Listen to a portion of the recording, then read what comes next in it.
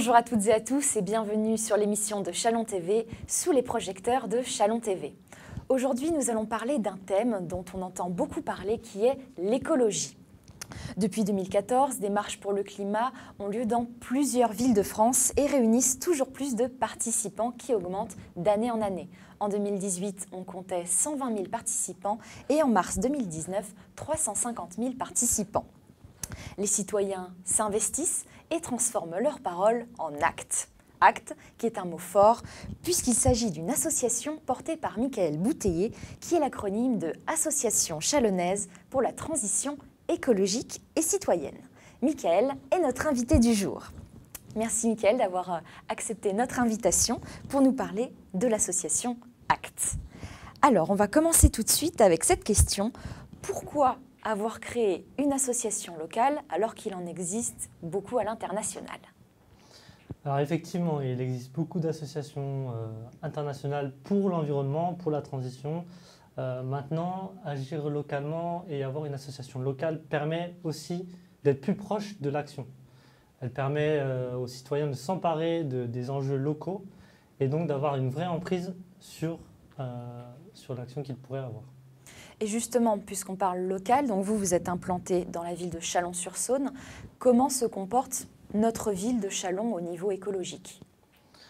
Alors Châlons, on ne va pas se mentir, ce n'est pas un modèle en termes écologiques au niveau de l'environnement. Il y a beaucoup d'axes d'action à améliorer, au niveau notamment de la concertation envers les associations qui sont fortes sur l'environnement, qui ont un vrai pouvoir d'expertise, notamment nous, la KPN 71, Confédération des associations pour la protection de l'environnement. Il y a des acteurs qui pourraient être plus impliqués dans la prise de décision pour apporter une vraie plus-value à des projets locaux comme la mobilité, comme également des projets sur la gestion des déchets, qui est aussi un enjeu de notre époque.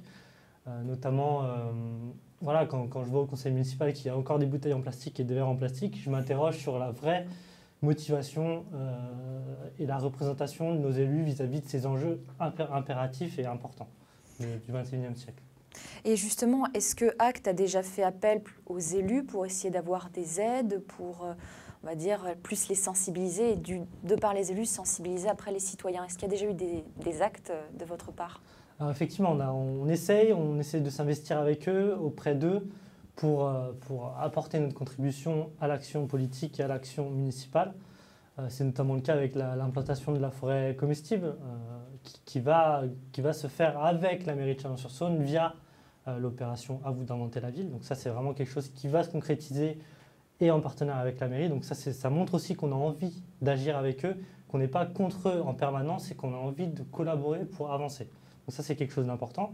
On va également signer une convention de partenariat avec le Grand Châlons. Donc ça, c'est aussi une avancée et une volonté de notre part et de la part du Grand Châlons d'avancer collectivement vers la transition écologique.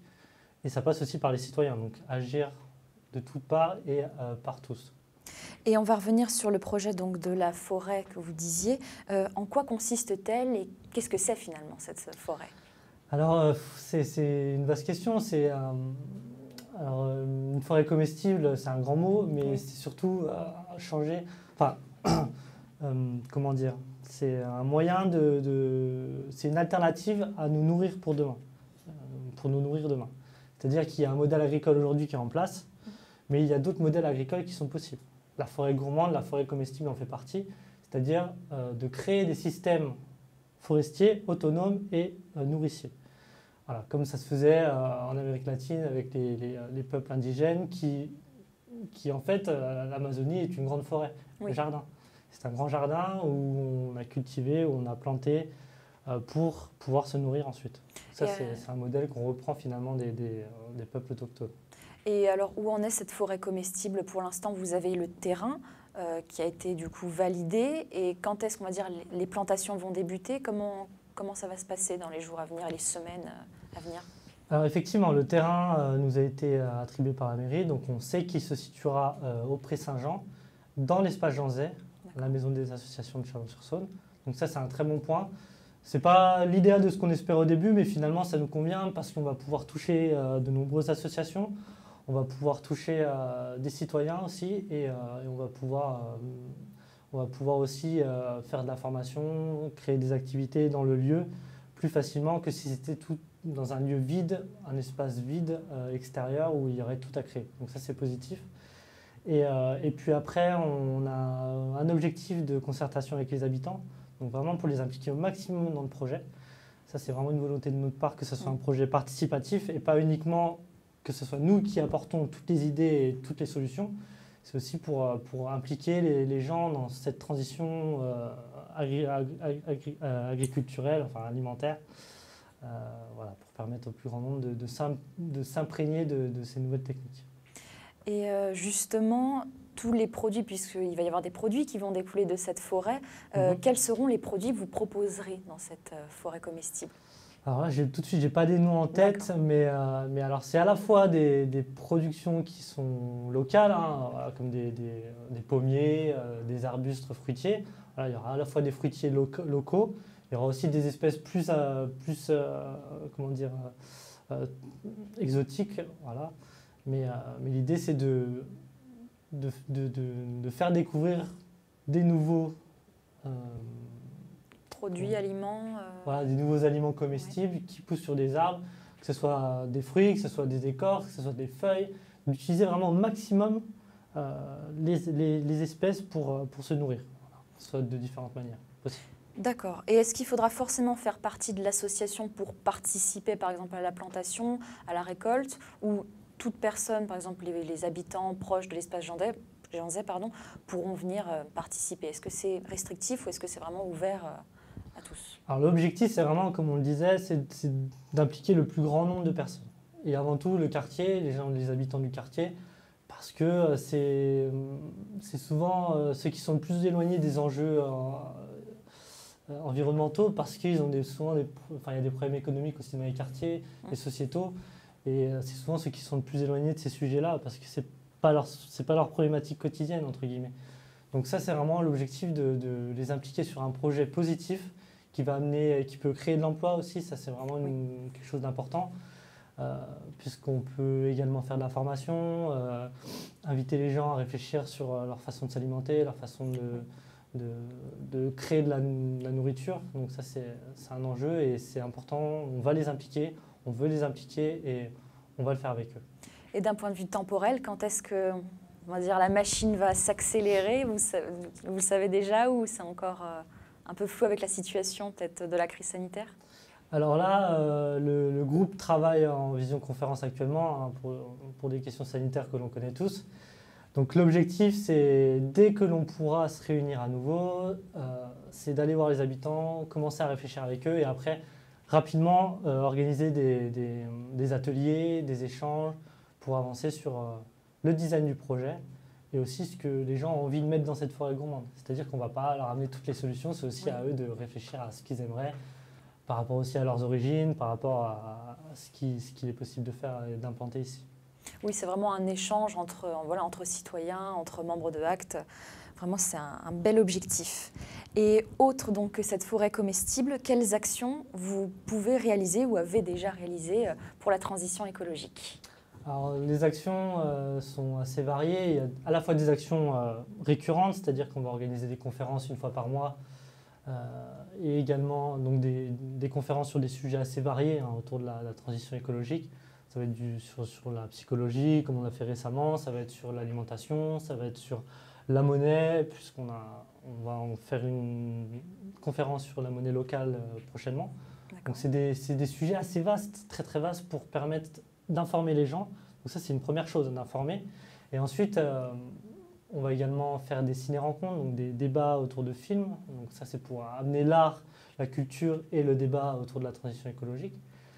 Et puis après, il y a des actions plus ponctuelles, hein, comme les marches pour le climat, vous en avez parlé au début de l'émission, qui ont vraiment marché à Châlons, hein. On en a fait 4. Oui. Alors, on a réussi à réunir sur une seule près de 1400 personnes, donc ça montre qu'il y a vraiment un intérêt des Chalonnais et des habitants du Grand Châlons pour l'écologie, pour la transition écologique. Après, on a également, pour 2021, un projet d'organiser un village des alternatives. Donc ça, c'est le village des alternatives, c'est quelque chose, un concept d'Alternativa, qui est un grand mouvement citoyen au niveau national, qui prône, qui notamment a été très moteur sur les marches pour le climat, donc Alternativa. Oui. Et donc c'est eux qui ont lancé le concept des villages des alternatives, donc qui a pour principe d'inviter sur un même lieu, sur un espace et sur un week-end, toutes les initiatives locales qui montrent que la transition et les alternatives sont possibles.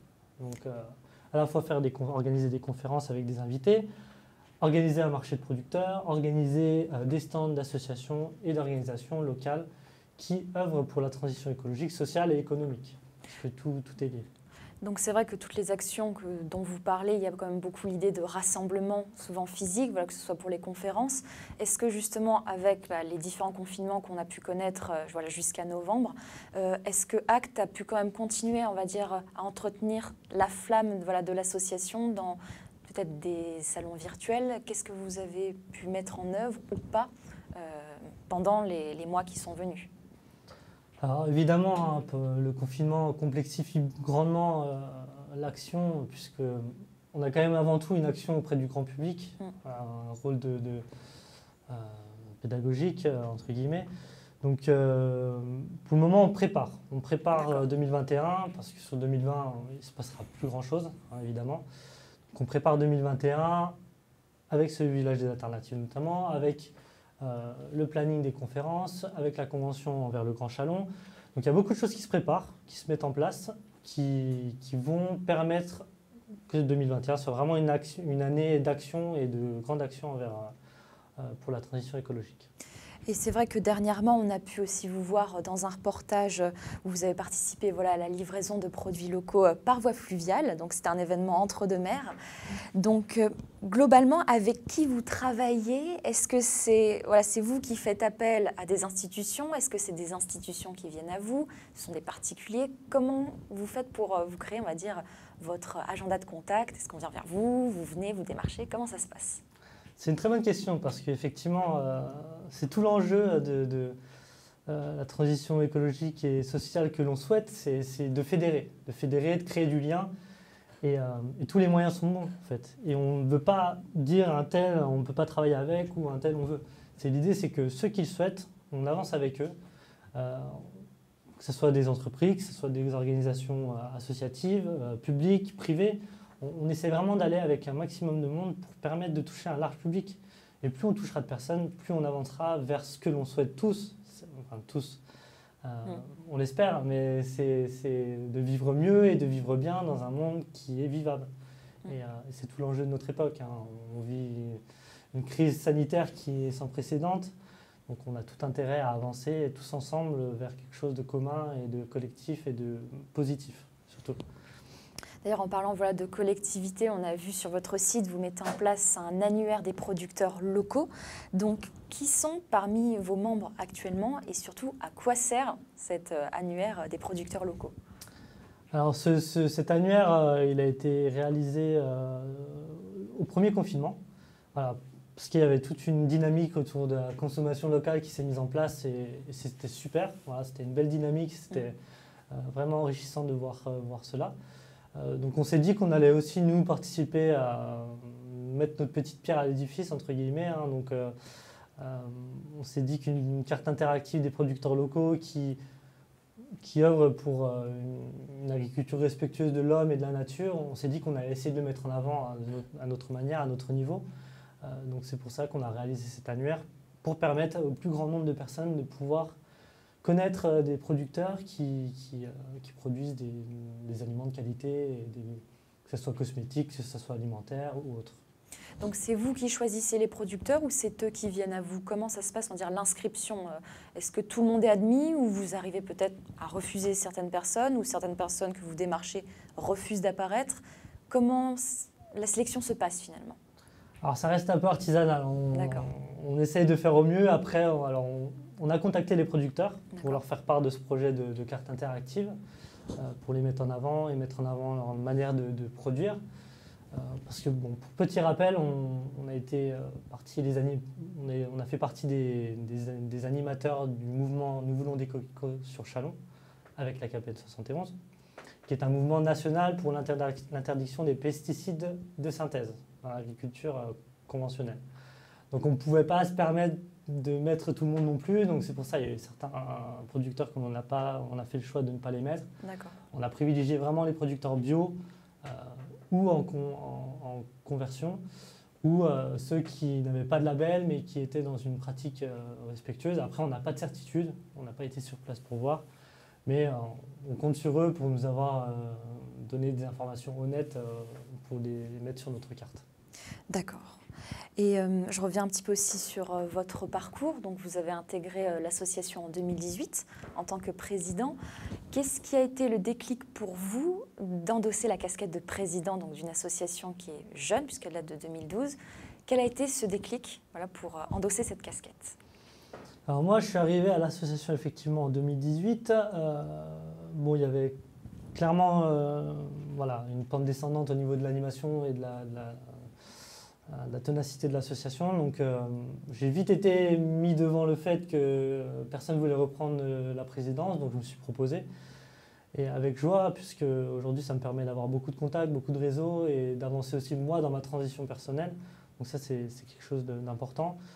Et puis c'est un moyen d'agir aussi, de s'emparer des enjeux locaux, de moins se sentir seul aussi dans une dynamique personnelle.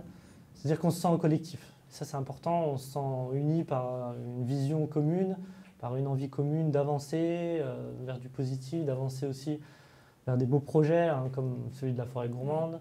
Il y a également celui du tiers-lieu autour du développement durable. Donc ça, c'est également des beaux projets qui sont animants, qui animent notre oui, voilà le collectif. Voilà, le collectif, voilà. C'est vraiment ça, de se sentir unis par une envie commune. Et justement, comment on pourrait alors, pour essayer d'élargir le plus possible et faire entendre votre voix encore plus, comment on pourrait sensibiliser la population pour un avenir écologique plus respectueux de la nature ? Comment ça pourrait s'opérer ? Alors, c'est difficile d'élargir au plus grand nombre. Comment la voix pourrait se porter plus forte en fait ? D'abord, si plus on arrivera à faire de réseaux, plus on arrivera à créer des partenariats, et plus on aura une voix qui se portera bien et qui sera élargie. Donc c'est pour ça, travailler avec les associations locales, avec les entreprises, avec les institutions, ça c'est vraiment quelque chose qu'on a envie de faire. On n'est pas tous d'accord à l'intérieur de l'association sur le fait de travailler ou pas avec les collectivités, les institutions, parce que c'est des grosses machines qui souvent sont lentes, parce que c'est complexe, c'est des structures complexes. Il y a un niveau hiérarchique aussi qui impose de prendre des décisions avec plus de temporalité. Mais on a besoin de tout le monde. On n'est pas dans une situation où on peut se permettre de ne pas essayer par tous les moyens d'agir. Donc on fait au maximum pour toucher un maximum de personnes via des conférences et tout ce qu'on a déjà évoqué. Et comment se passe l'organisation justement au sein de ACT ? Qui sont les membres et comment vous prévoyez toutes les actions ? Alors on se réunit une fois par mois lors des réunions mensuelles. Donc ça, on fait le point un petit peu sur tout ce qui se fait dans les groupes de travail. Parce qu'il y a des groupes de travail sur le zéro déchet, il y a des groupes de travail qui agissent sur la mobilité, sur la forêt gourmande, sur les marches pour le climat, le village des alternatives qui va être créé. Donc il y a des groupes de travail qui se forment. Et ensuite, on remet en commun tout ce qui a été dit, tout ce qui a été pensé durant le mois écoulé.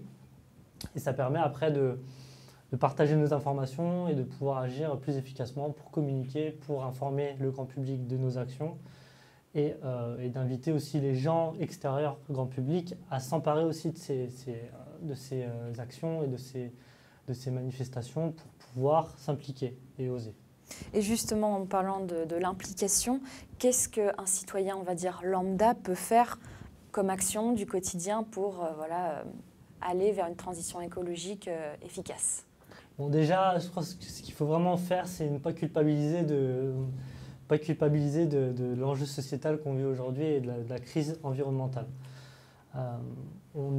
Personne n'est parfait, je crois, dans un monde complexe. Et même moi, j'ai plein d'actions quotidiennes qui ne sont pas forcément idéales dans le monde que je voudrais.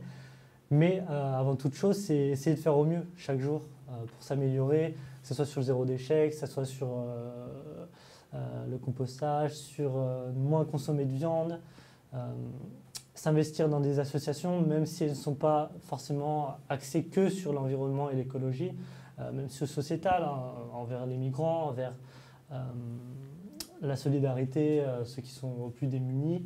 Donc voilà, c'est agir de toutes les manières possibles au quotidien et surtout ne pas tomber dans une léthargie individuelle. Voilà, ne pas tomber dans une incapacité à agir parce qu'on est seul, surtout. Il faut essayer de se réunir par tous les moyens avec d'autres personnes dans des associations, des collectifs pour pouvoir se sentir unis à agir. Et parmi les membres que vous avez actuellement, est-ce que ce sont les 100% chalonnais ou est-ce que vous arrivez à attirer peut-être des personnes, peut-être d'autres horizons au niveau plus de la région ou c'est surtout des chalonnais? Alors non, on est à peu près moitié-moitié Châlons et habitants du Grand Châlons. D'accord. Donc c'est vraiment une diversité de personnes.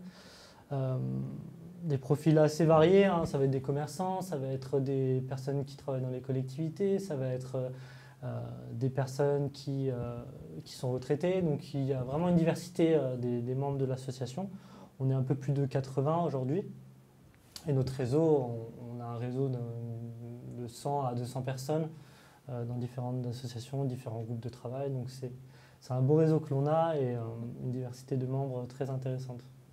Et justement, si on a envie de vous rejoindre, qu'est-ce que vous diriez à quelqu'un qui est encore un petit peu dans l'hésitation pour rejoindre ACT? Qu'est-ce que vous lui diriez? Je dirais que plus on est nombreux et plus on se sentira puissant pour agir, plus on se sentira capable de faire des choses et aussi de changer de mode de vie. Voilà, c'est quelque chose de positif. Moi, je le vois à mon échelle. Ça m'ouvre des portes vers un travail qui me plaira. Voilà, je me forme en tant que maître composteur. Et sans le réseau que je me constitue aujourd'hui, je ne pourrais pas le faire. Voilà, j'aurais peut-être pas eu la force et le courage d'aller jusque-là. Donc je crois que c'est vraiment la solidarité envers nous et pouvoir se sentir accompagné aussi pour faire sa propre transition. Voilà, se sentir capable de la faire ensemble et aller de l'avant. Voilà, donc le message, c'est vraiment, il faut se fédérer, puisque ensemble, la voix est plus forte, on est plus fort ensemble, malgré notre unité, notre personnalité. Écoutez, Mickaël, l'entretien touche à sa fin. Donc merci beaucoup d'être venu parler de ACT. Et puis Châlons TV suit vos actions de très près. Et on espère un avenir plus écologique et plus responsable. Et surtout, toujours bien penser au social. C'est en étant réunis qu'on est plus fort. Donc n'hésitez pas à aller vous renseigner auprès de ACT. Si vous hésitez, Mickaël sera là pour vous répondre. Merci beaucoup de nous avoir suivis et à très bientôt.